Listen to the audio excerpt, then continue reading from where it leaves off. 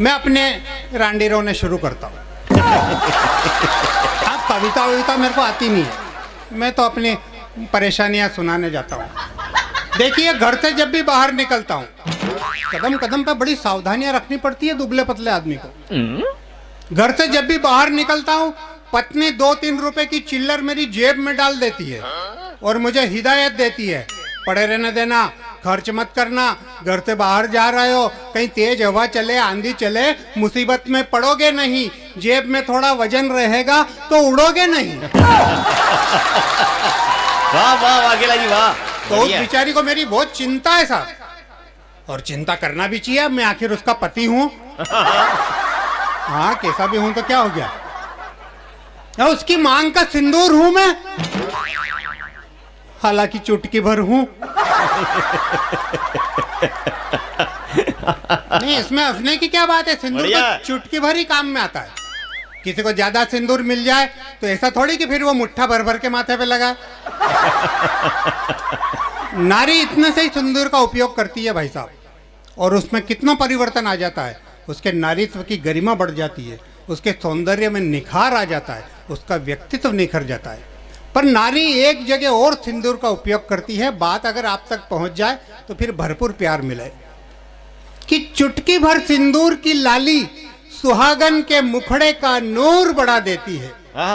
चुटकी भर सिंदूर की लाली सुहागन के मुखड़े का नूर बढ़ा देती है, पर वो अमर सुहागन हो जाती है जो भारत माँ पर अपना सिंदूर चढ़ा देती है। वाह वाह वाह वाह वाह वाह, अपना सिंदूर। बढ़िया बढ़िया, वाह वाह अकेला जी, कमाल कर दिया। रांडी रोने में भी अच्छे काम हो रहे। ये अपना वीर रस था। ये रस बस इतना ही निकलता है, इससे ज्यादा वीर रस अपने से बर्दाश्त भी नहीं होता है। भाई साहब, मैं अगर जोश खरोश की बातें करूं तो सबसे पहले जोश मेरे को ही आता है, और आप जानो मेरे को तो थोड़ा सा भी जोश आ जाए तो फिर मेरी बॉडी कंट्रोल में नहीं रहती है।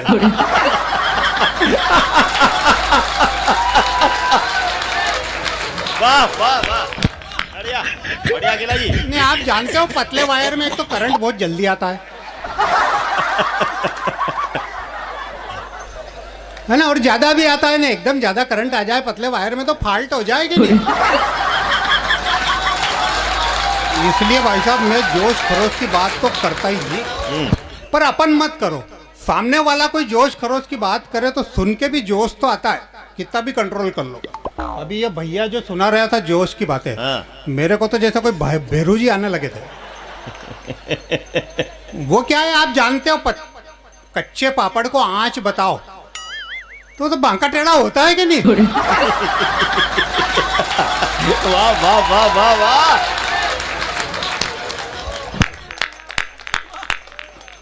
मैं आपको बताऊं, पहले जवानी में मैं कहीं भी जाता था तो लड़कियां मेरे को बहुत घूर घूर के देखती थी। अच्छा, तो मैं क्या समझता था कि मैं बहुत हैंडसम हूँ। वो तो बहुत दिनों बाद पता चला कि जहां भी जाता था लड़कियां तो मेरी मजाक उड़ाती थी, आपस में कहती थी, अरे देख देख कैसा छोरा जा रहा है, सुख के सांटे जैसा। तो ये जो मेरी काया देख के मेरी मजाक उड़ाते हैं, उनके लिए 2 पंक्ति कहता हूँ भाई साहब। स्वागत आपका। क्या ऊपर ऊपर से क्या देखते हो रे?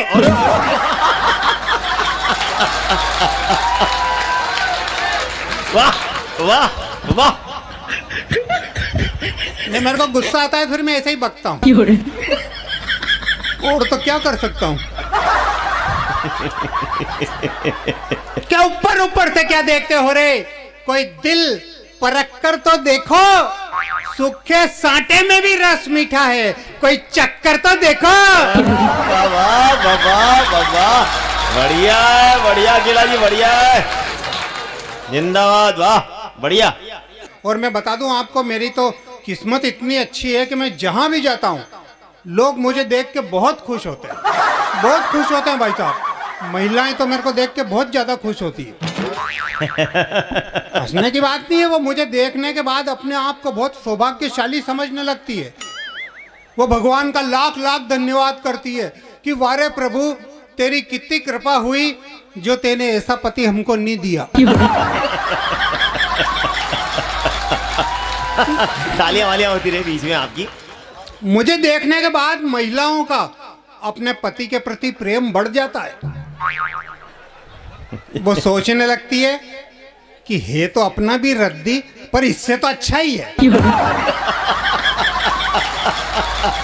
वाह वाह वाह केला जी। अच्छा, इसका ये मतलब मत समझ लेना कि जिसको मैं मिल गया वो तो कोई छाती माथे ही कूट रही होगी। ऐसा बिल्कुल नहीं है। जिसको मैं मिल गया हूं वो तो और ज्यादा खुश है। भाई साहब, मेरी पत्नी मेरे से इतनी ज्यादा खुश है कि आप में से किसी की भी नहीं होगी। हाँ, वो इसलिए खुश है क्योंकि मेरा 25 लाख का बीमा है। और वो जब जब भी मुझे देखती है, उसकी नजर जब जब भी मेरे ऊपर पड़ती है, वो एकदम खुश हो जाती है। उसे लगता है अब तो बहुत जल्दी पैसे हाथ में आने ही वाला है। तालियां हो जाए आपको। वाह वाह वाह केला जी, वाह, मजा आ गया। मेरा कहने का मतलब ये है कि देखिए, सुख और दुख परिस्थितियों में नहीं होते हैं। आदमी का सोच नेगेटिव होगा तो उसे हर परिस्थिति में दुख ही दुख दिखेगा, और अगर आदमी का सोच पॉजिटिव है तो फिर उसे हर परिस्थिति अच्छी लगेगी। 4 पंक्ति कह रहा हूँ, बात अच्छी लगे तो आपका भरपूर प्यार मिले। कि हौसला जीने का जो कदम दर कदम रखता है, जीवन के हर मोड़ पर, हर परिस्थिति में जो हिम्मत रखता है, निराशा कभी अपने जीवन में आने नहीं देता है, ऐसे लोगों की बात करता हूं मैं। कि हौसला जीने का जो कदम दर कदम रखता है, पराए गम से जो आंख अपनी नम रखता है, खुल के ठहाके लगा सकता है बस एक वही जो अपने सीने में गम छुपाने का दम रखता है, जो अपने सीने वाह में। वाह वाह वाह वाह वाह। तो सुन के जोश आता है। मैं आप कैसे आता है एक घटना बताता हूँ। हाँ, स्वागत स्वागत आपका। बहुत पुरानी बात है, उन दिनों की जब करगिल का युद्ध चल रहा था। पूरे देश में जोश खरोश का वातावरण था, सबकी देशभक्ति हिलोरे ले रही थी। मैं भी चपेट में आ गया। मैंने कहा यार, पूरी जिंदगी हो गई अपने देशभक्ति का कोई काम नहीं किया, आज देश को मेरी जरूरत है, सीमा पर जाऊंगा, दुश्मन से 2-2 हाथ करूंगा। पर जब बंदूक देखी तो समझ में आई कि बंदूक तो अपने बाप से नहीं उठे, वो बंदूक के वजन से ही मर जाए अपन तो। फिर दिमाग लगाया तो एक आइडिया आया। मैंने कहा रक्तदान कर दो रे, ये भी बहुत बड़ी देश की सेवा। अपने रक्त से किसी घायल सैनिक की जान बच जाए, बहुत बड़ी देशभक्ति। तो भाई साहब, उन दिनों जगह जगह रक्तदान शिविर लगे हुए थे, तो एक जगह मैं भी पहुंच गया। डॉक्टर ने पलंग पे लिटाया, सुई लगाई, खून निकालना चालू। ओ भाई साहब, 8, 9 या 10 बूंद खून निकला होगा। मैं तो बेहोश हो गया।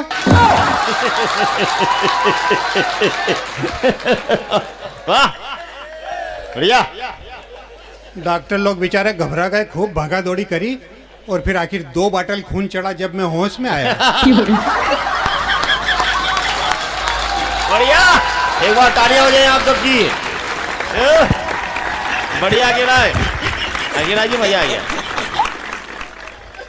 तो देखो, मेरी भावना तो अच्छी थी देश सेवा करने की, पर काम उल्टा हो गया। उल्टे देश को मेरी सेवा करनी पड़ी।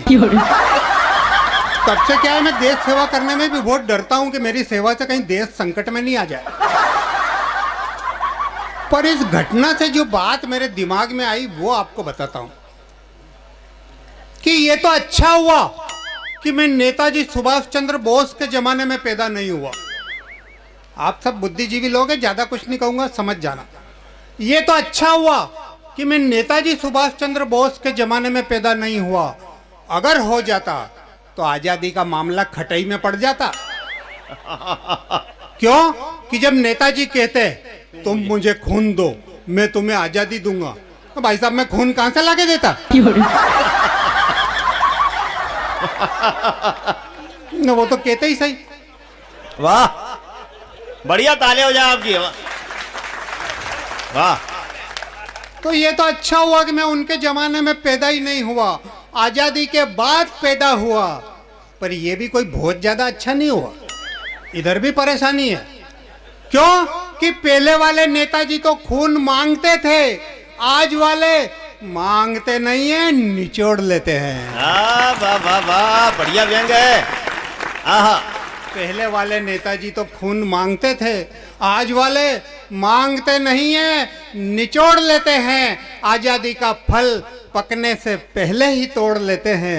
आजादी का फल पकने से पहले ही तोड़ लेते हैं। वाह वाह वाह, अरे वाह, वाह। आजादी तो इनको ही रास आई है। इन्होंने हर बात की आजादी पाई है। आजादी झूठ बोलने की, जहर घोलने की, धर्म बेचने की, शर्म बेचने की, देश की तकदीर बेचने की। आजादी कुर्सी के लिए अपनी माँ का भी चीर खींचने की। वाह कुर्सी के वाह लिए वाह, अकेला जी अपनी वाह, माँ का भी चीर बढ़िया बढ़िया, बढ़िया, वाह।